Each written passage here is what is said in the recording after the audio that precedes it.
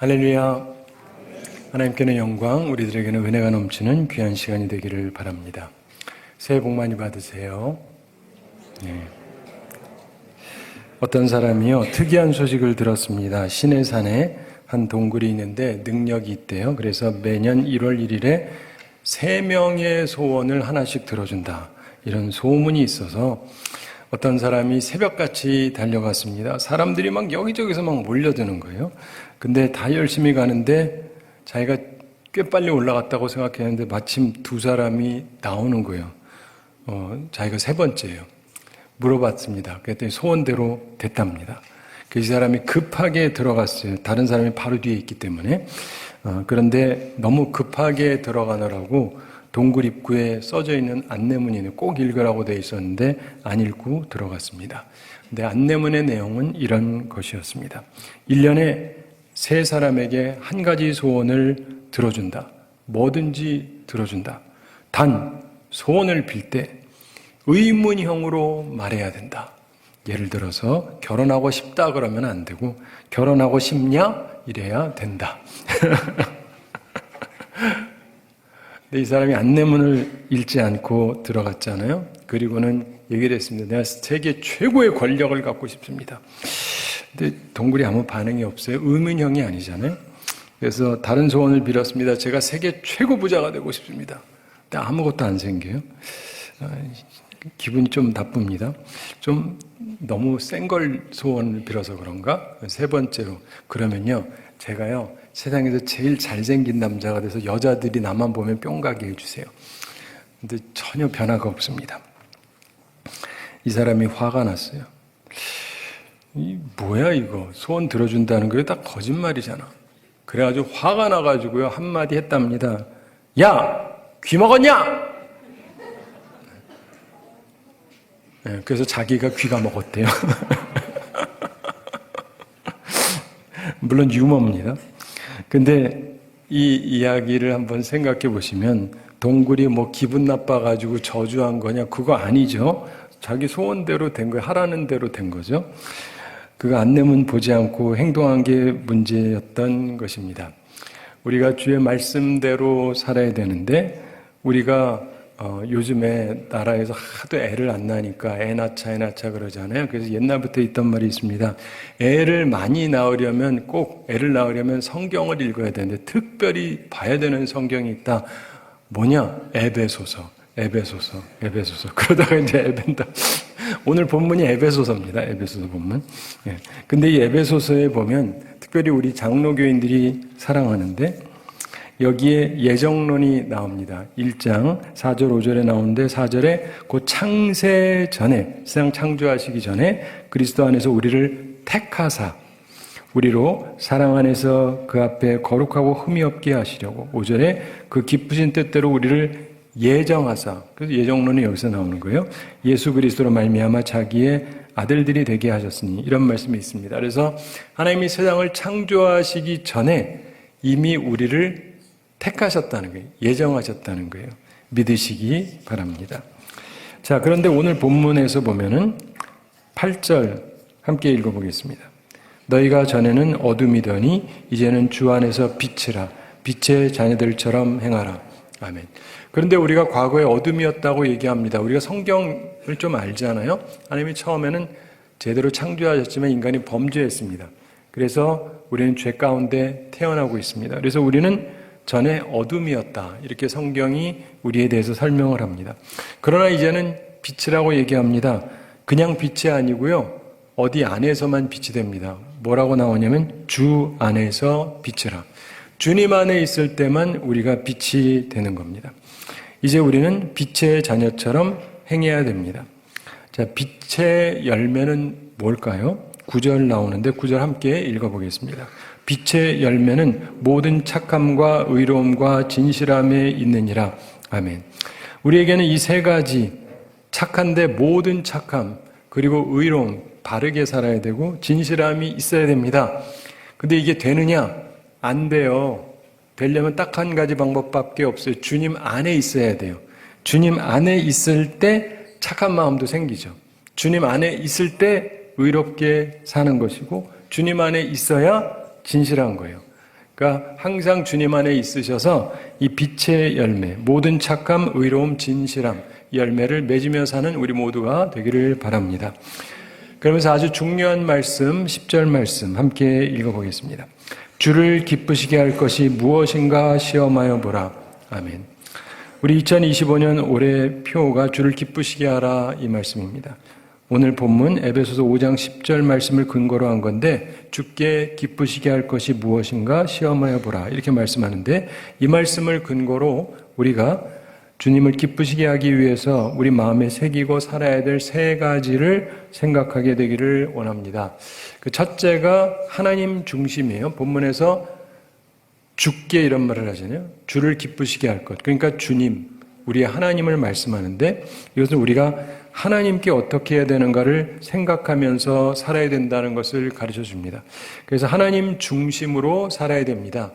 올해 한 해를 살아가면서 무엇보다도 먼저 하나님을 생각해야 됩니다. 말 그대로 주님께서 우리의 주인이 되시는 삶을 살아가야 됩니다. 우리는 세상의 종이 아닙니다. 마귀의 종도 아니고 더 이상 어두움의 종도 아닙니다. 하나님의 종이고 선하신 하나님의 자녀가 됐습니다. 우리는 새해 삶은 마귀를 따라가는 삶이 아니라 하나님 중심의 삶이 되어야 하는 것입니다. 제가 가지고 있는 신학이 결혼신학이라고 말씀드린 적이 있는데 주님이 주종관계만을 뜻하는 것이 아니라 부부관계도 뜻하는 거예요. 그래서 주님께서 우리의 머리가 되시고 우리가 몸이 되는데 마치 부부가 그런 것처럼 우리가 그렇다는 것입니다. 그래서 나중에 주님께서 천국에서 신랑으로 우리를 맞아주시고 우리 교회는 신부처럼 주님을 만나게 됩니다. 제가 예전에 미국에 있을 때 어떤 장로님의 맏아들이 있었는데 믿음 생활을 잘 안 했어요. 어렸을 땐 잘했다고 그러는데 커가지고 교회도 잘 안 다니고 맨날 술 마시고 이러면서 그러다가 간에 이상이 생겼습니다. 나이도 젊은 사람인데 입원을 했어요. 위급한 상황을 넘겼는데 그분이 그런 말을 해요. 저는 사람들이 열심히 기도하고 하나님 열심히 믿는 모습을 보면서 왜 꼭 절해야 되나 이렇게 생각했다는 거예요. 장로 아들인데. 그런데 죽음의 문턱에서 하나님의 사랑을 깨달았습니다. 그리고 이제는 저도 열심히 기도하고 열심히 믿는 사람이 되겠다고 생각을 했습니다. 그분이 그런 얘기를 했는데 사랑하는 성도 여러분, 새해에는 열심히 기도하고 열심히 믿으시기 바랍니다. 송구영신 예배 때 말씀을 드렸는데 안 들어보신 분들은 한번 들어보시고 정말 하나님 중심으로 살아가시기 바랍니다. 기도 제목 가지고 기도하세요. 그러면 기쁨이 충만할 것이다. 이게 예수님의 말씀입니다. 기도 제목 가지고 주님의 이름으로 힘써 기도하시고 그래서 기쁨이 충만한 한 해가 되시고 그런 인생을 꼭 사시게 되기를 바랍니다.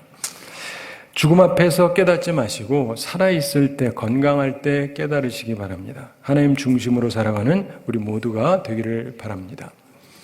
우리가 두 번째로 생각해야 될 점은 기쁘시게 하는 것입니다. 본문에서 주를 기쁘시게 할 것이 무엇인가 시험하여 보라 이런 말씀을 했죠. 하나님 중심으로 하나님을 기쁘시게 하는 것을 생각해야 됩니다. 지난 세기의 베스트셀러 중에 하나로 리고렌 목사님이 쓴 목적이 이끄는 삶이라는 책이 있었습니다. 사실 내용을 보면 아주 기초적인 이야기를 깊이 있게 쓴 건데 그 기초적인 얘기라는 게 뭐냐면 우리가 이 세상에 존재하는 이유, 목적이 뭐냐 하는 질문입니다. 이 질문에 대해서 우리는 세례받을 때 가장 기초로 공부를 합니다. 사람의 첫째 되는 목적이 뭐죠? 하나님께 영광을 돌리고 그분을 기쁘시게 하는 것입니다. 혹시 모르시는 분은 이거 머리에 외우셔서 암기하셔야 되고 가슴에 새기셔야 돼요. 특별히 재직인데 모르면은 큰일 나는 사람이에요. 이거는 새기고 있어야 돼요. 세례 받을 때 이 답을 못하면 저 세례를 안 줘요. 근데 이렇게 말하면 다 외웁니다.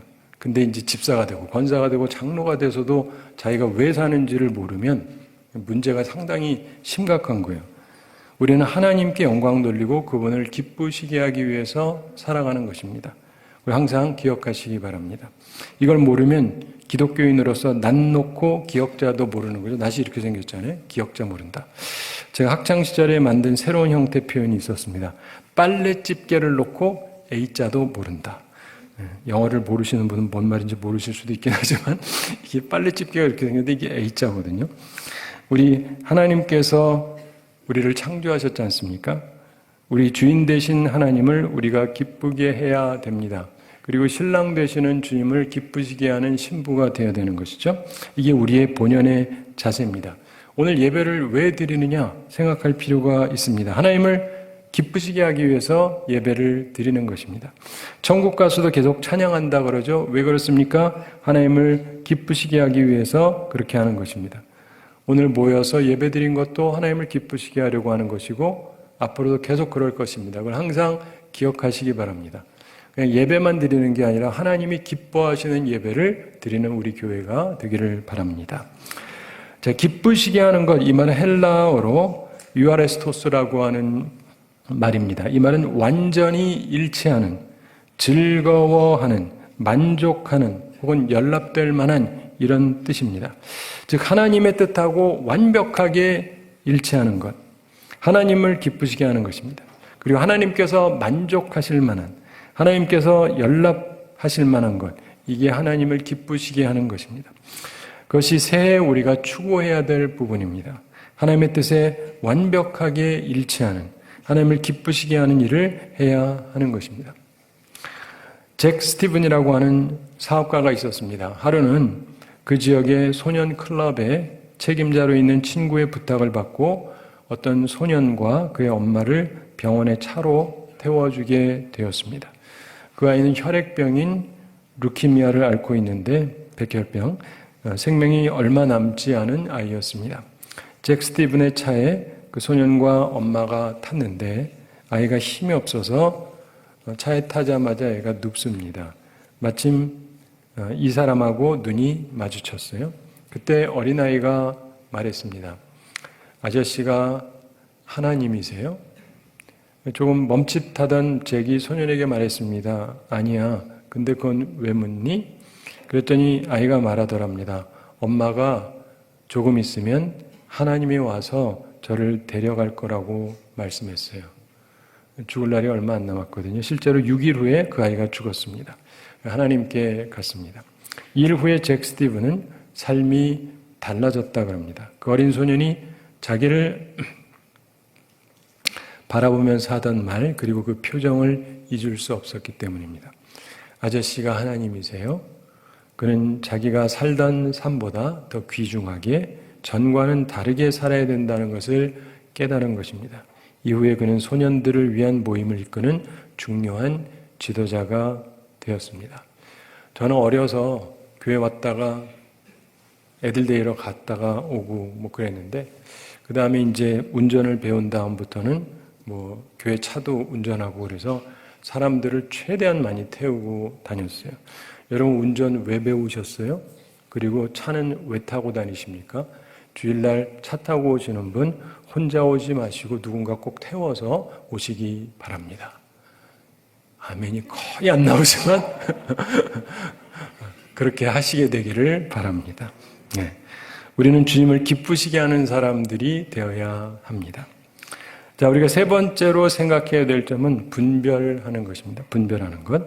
본문에서 주께 기쁘시게 할 것이 무엇인가 시험하여 보라 이렇게 말씀했죠. 자, 근데 여기서 시험한다는 말을 잘 이해하실 필요가 있습니다. 고린도전서 10장 9절 말씀에 보면 저희 중에 어떤 이들이 주를 시험하다가 뱀에게 멸망하였나니 우리는 저희와 같이 시험하지 말자 이런 말씀이 나옵니다. 따라서 본문 말씀하고 그 말씀하고 모순된 것처럼 보이죠. 근데 사실은 모순된 것이 아니고 이런 건 원어로 보아야 좀 설명이 되는데 이 두 가지 경우에 서로 다른 원어가, 다른 단어가 사용이 됩니다. 이 본문에서 시험한다 이 말은 헬라어로 도키마조라고 하는 말입니다. 이 말은 검사하다, 시험하다, 분별하다 이런 뜻입니다. 즉 하나님을 기쁘시게 할 만한 것이 뭔지 검사해라. 하나님께서 기뻐하실 만한 것이 무엇인지 분별해라. 이런 뜻입니다. 우리가 흔히 생각하는 시험, 유혹을 말하는 게 아닙니다. 우리가 하나님을 기쁘시게 할 것이 무엇인지 분별해야 됩니다. 특별히 이 단어는 로마서 12장 2절에 쓰여진 말씀과 동일한 단어입니다. 이 시대에 꼭 필요한 말씀이죠. 로마서 12장 2절에서 너희는 이 세대를 본받지 말고 오직 마음을 새롭게 함으로 변화를 받아 하나님의 선하시고 기뻐하시고 온전하신 뜻이 무엇인지 분별하도록 하라. 바로 이 말씀, 여기에 쓰여진 분별하라, 이게 여기에 오늘 여기 쓰여진 시험하여 보라랑 똑같은 도키마조라고 하는 단어입니다. 우리는 하나님의 뜻을 분별해야 됩니다. 이것은 매우 중요한 것입니다. 참고로 분별에 대해서 잠깐 생각해 보겠는데, 흔히 유명한 음악들은 어떻게 작곡되었는지 생각해 보면 도움이 됩니다. 새로운 음악을 만들어내려면 소위 영감이 있어야 된다, 인스피레이션이 있어야 된다, 이런 얘기를 하는데, 근데 그 영감이 쉽게 떠오르는 게 아닙니다. 모차르트 같은 경우는 머릿속에 영감이 있어서 그대로 써나갔다고 그럽니다. 이 사람이 고치거나 다시 쓰는 게 거의 없었다 그래요. 그냥 보고 쓰는 것처럼 이렇게 썼어요. 그런데 그의 경우는 아주 예외적인 경우입니다. 저희 큰누님도 서울대 작곡가 나오고 맨하탄에서 석박사 받고 작곡가인데 그런 사람은 거의 없다고 그럽니다. 모든 음악을 사랑하는 사람의 사랑을 받던 사람 중에 하나인 베토벤이라고 하는 분이 있죠. 이분은 또 정반대에 해당하는 사람인데 한 곡을 쓰기 위해서 여러 번 다시 쓰고 다시 쓰는 작업을 했습니다. 그래서 영감이 완성되었던 것입니다. 그분이 썼던 그 악보를 보잖아요. 이렇게 쓰고 지우고 쓰고 지우고 쓰고 지우고 너무 많이 해가지고 내가 봐도 이거보단 잘할 것 같은 느낌이 드는, 그러니까 얼마나 고민을 많이 했는지가 보이는 거예요. 이 분별한다라고 하는 것은 모차르트의 경우보다는 베토벤의 경우에 해당한다, 이렇게 보시면 됩니다. 이 분별이라는 말의 헬라어 뜻은 광석에 있는 이물질, 이걸 제거하고 순수한 금이나 은을 얻기 위해서 우선 깨고 불에 넣고 하는 이런 모든 과정을 포함하는 말입니다. 참으로 노력하는 자가 정말 순전한 하나님의 뜻을 발견하게 되는 것입니다. 그런데 베토벤의 경우 어떻게 영감을 완성했느냐? 그는 일에 전념하면서 계속 꾸준히 노력하다가 아름다운 음악을 완성하게 된 것입니다. 우리의 경우 하나님을 위한 일에 전념하면서 계속 꾸준히 노력해야 돼요. 그럴 때 온전한 하나님의 뜻을 발견하게 되는 것입니다. 저는 설교에 대해서도 그렇게 생각을 해요. 금이 있는데 14K, 18K, 24K 다른 거 아시죠? 다 금이에요. 근데 14K는 좀 섞인 게 많고 18K는 좀 더 순도가 높고 24K는 거의 순전한 거죠. 그래서 하나님의 말씀을 전할 때에도 온전하지 않더라도 뭐 섞여서 할 수도 있고, 그래도 하나님의 말씀은 말씀이죠. 좀 더 순도가 높을 수 있고 진짜 순도가 높을 수도 있습니다. 근데 이거는요 다 엄청난 노력을 해야만 가능한 것입니다.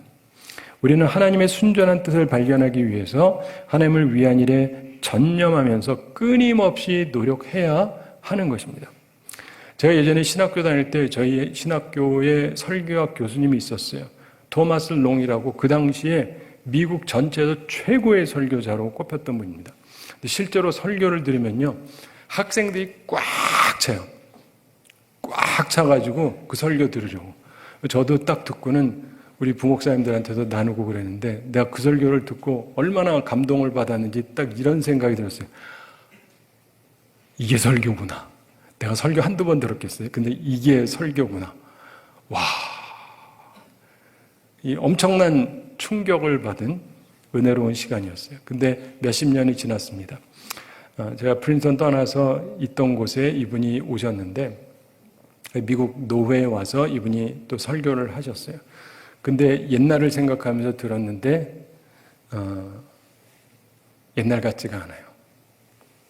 네, 옛날 같지가 않아요. 우리가 생각해야 되는 게 뭔지 아십니까? 아무리 탁월한 사람도요 열심을 다하지 않으면 무뎌져요. 네. 끝까지 최선을 다해야 하는 것입니다. 우리는 올해의 표 주를 기쁘시게 하라, 이 말씀을 기억하면서 방금 나눈 세 가지를 기억하면서 살아야 됩니다. 항상 하나님 중심의 삶을 살아야 됩니다. 또한 하나님을 기쁘시게 해야 합니다. 그리고 그렇게 하기 위해서 분별하는 사람들이 되어야 하는 것입니다. 우리 새해 송구 영신 예배 드리면서 신학자 니보의 기도를 나눠 드렸습니다. 우리가 기억해야 될 그리고 드려야 될 기도인 것입니다. God grant me the serenity to accept the things I cannot change. 하나님, 제가 바꿀 수 없는 일은 그대로 받아들일 수 있는 평정심을 제게 주옵소서. Courage to change the things I can. 바꿀 수 있는 일은 바꿀 수 있는 용기를 제게 주옵소서. And wisdom to know the difference. 그리고 이 둘의 차이를 분별할 수 있는 지혜를 주옵소서. 우리는 지금 내가 참고 있어야 되는지, 용기로 밀어나가야 되는지, 여기에 대한 분별이 필요한 것입니다. 우리는 올해 한 해를 하나님을 기쁘시게 하기 위해서 분별력을 가지고 살아야 될 것입니다. 그 실제적인 실천을 위해서 우리가 기억해야 될 것이 여러 가지가 있겠지만 제일 중요한 것은 주님 안에 거하는 것인데, 그러려면요, 주님을 사랑하셔야 돼요. 사람은요, 사랑하는 사람을 닮아갑니다.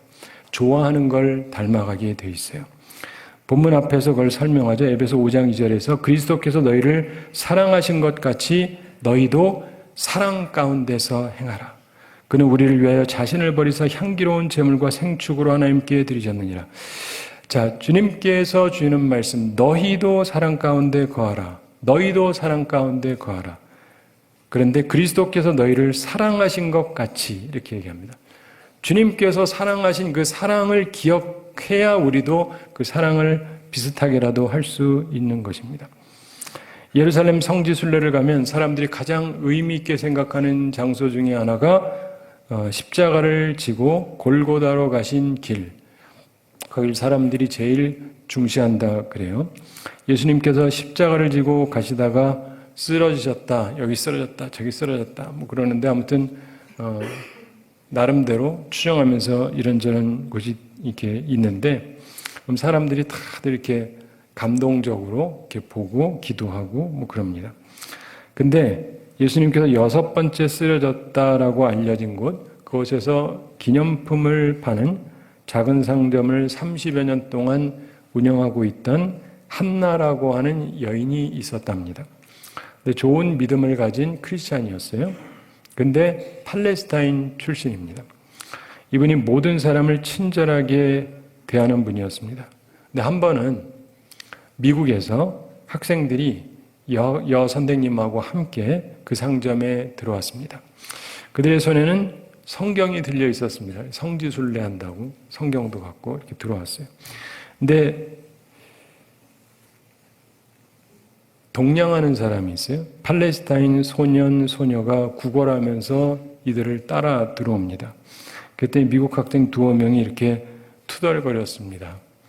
아, 이 지저분한 것들 좀 쫓아낼 수 없나? 아이고, 이것들은 요르단에서나 살지. 왜 여기 와서 이러냐? 근데 그 말을 이제 한나가 알아들으니까, 이제 영어로 하고 있었는데 알아들으니까 이 여 선생님이 좀 미안해서 사과했습니다. 그때 이 한나라고 하는 여성이 한 답이 굉장히 충격적이에요. 괜찮습니다. 저는 벌써 오래전부터 성경 믿는다라고 하는 사람들이 사실은 성경대로 살지 않는다는 사실을 알고 있으니까요. 예수 믿는다 그러고 성경 믿는다 그러면서 성경대로 살지 않는 사람들이 대다수라는 걸 전 잘 알고 있습니다. 의미심장한 말이고 가슴 아픈 이야기 아닙니까? 이 한나라고 하는 분은 좋은 믿음의 사람으로서 미국과 유럽 각지에 있는 약 1000명의 팔레스타인 학생들에게 장학금을 지급했습니다. 그리고 팔레스타인에서 항상 문제가 되던 웨스트뱅크 지역에 3개의 작은 구호 진료소를 설립하고 그 운영 자금을 댔습니다. 그리고 고아원도 2개를 설립하고 그 운영비를 후원했습니다.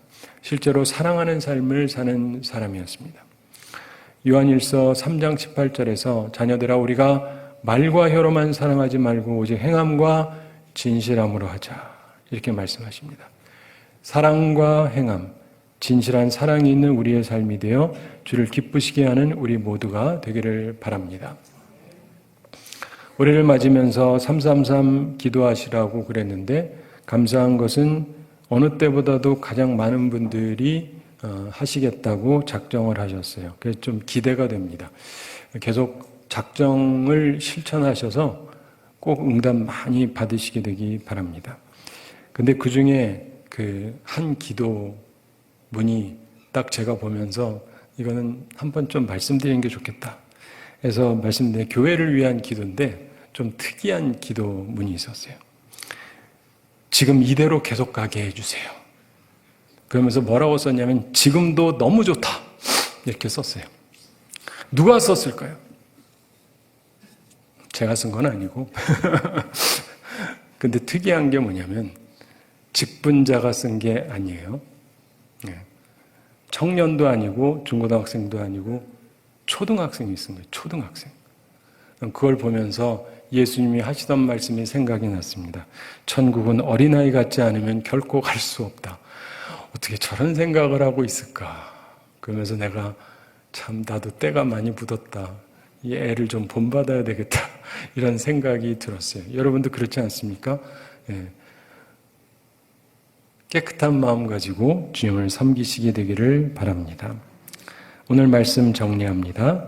우리는 올해 주를 기쁘시게 하라 이런 표를 가지고 살아갑니다. 그러기 위해서 세 가지를 기억해야 된다고 말씀드렸습니다. 첫째, 하나님 중심이고요. 항상 하나님 생각하면서 사시는 한 해가 되시기를 바랍니다. 두 번째로 하나님을 기쁘시게 하는 것입니다. 하나님을 생각하고 하나님을 어떻게 하면 기쁘시게 할까를 연구하셔야 되고, 세 번째로 분별하셔야 됩니다. 아무거나 하나님이 좋아하시겠지가 아니라 정말 하나님을 기쁘시게 할 것이 무엇인지 분별하는 우리가 되어야 합니다.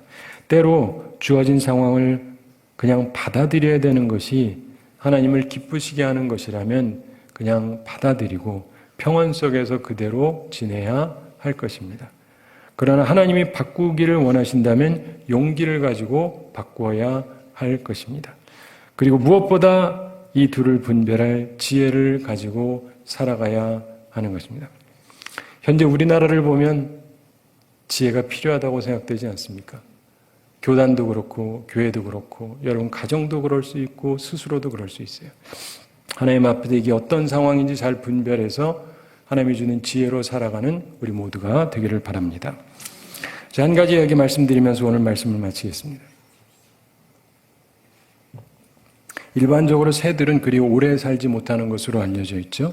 근데 솔개라는 녀석은 상당히 오래 산다 그러는데 오래 사는 경우 한 70년까지 산다 그럽니다. 상당히 오래 사는 건데, 근데 솔개의 생애를 보면은 위기의 시기가 있다 그래요.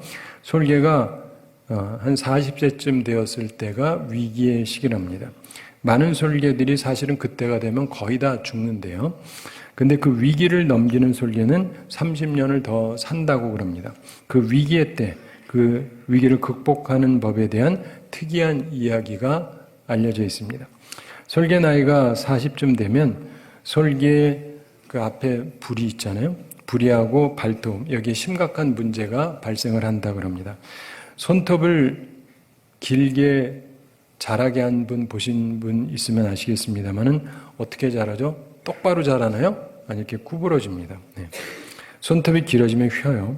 마찬가지로 솔개의 뾰족한 발톱도 그렇고 부리도 그렇고 40년 세월이 흐르면서 점점 부리가 휘어진다고 그럽니다.